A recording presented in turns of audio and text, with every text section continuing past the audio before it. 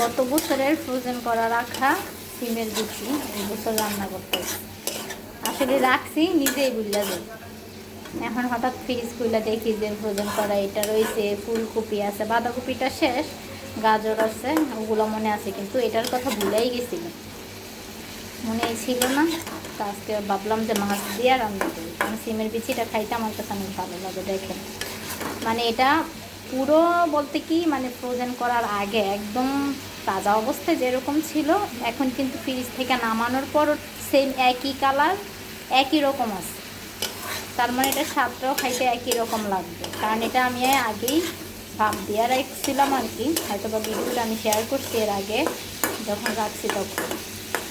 এখন আমি এটাকে ভালোভাবে বসাই নিব, এই জন্য আর কি ভাপ দিয়ে রাখার কারণে আমার এটা কালারটা একদম চেঞ্জ হয় না, একেবারে প্রথম আনলে যেরকমটা এরকমই আছে।